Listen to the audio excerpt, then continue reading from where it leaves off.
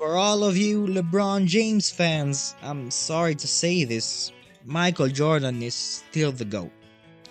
To all of you Lewis Hamilton fans, again, I hate to break it down to ya, he ain't even the second GOAT.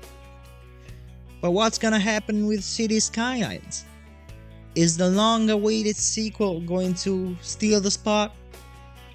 Is Cities Skylines going to be dethroned as the best city building game out there?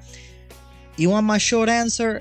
Is my short answer, it does not look like it at all, at least for now. Cities Skylines 2 lets you create without compromise. That's what the website says, but from the Dev Diaries we saw coming up every week lately, and the September 8th mass release of early access content, I don't feel like that sentence is entirely truthful. There are some very positive steps forward that the new game is bringing to the table, and some cool new features that I'm really excited to try out myself once the release date comes. Road building, for example, it has been designed to be faster and more flexible, and we are now allowed to build roads across existing roads. The automatic grip feature is a valuable time saver, as well as the parallel road tool that's integrated into the game now. You don't need a mod, that's a plus. New measurement system allows for a more precise road building, and even though it's probably going to take a little to get used to, overall it's a very good improvement. Traffic AI seems to be reworked because vehicle now adapts to traffic on the road, and they can overtake slower vehicles using multiple lanes, and we don't have that bottleneck of cars using only one lane like we are used to seeing in Cities Skylines 1.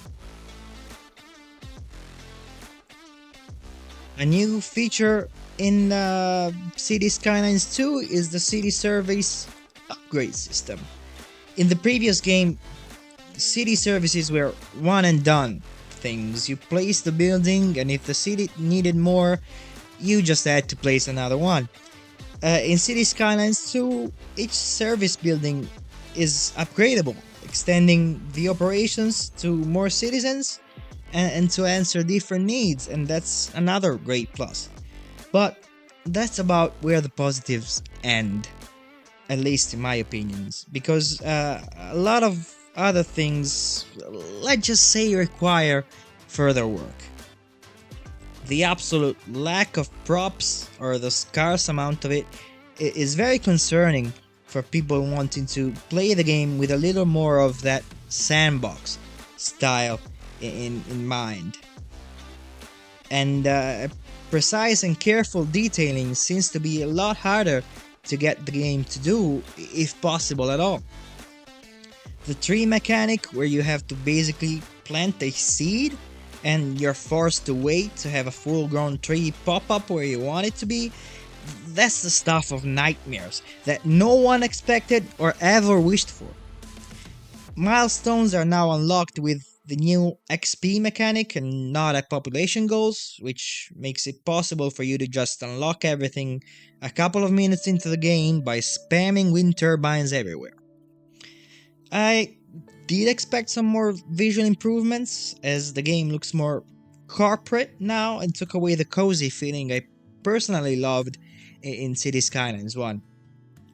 Also, the lack of height lines when trying to figure out the area in which you're building is an extremely bad. The lack of attention to detail and to the mental well-being of builders who are going to struggle trying to figure out if something is flat or not.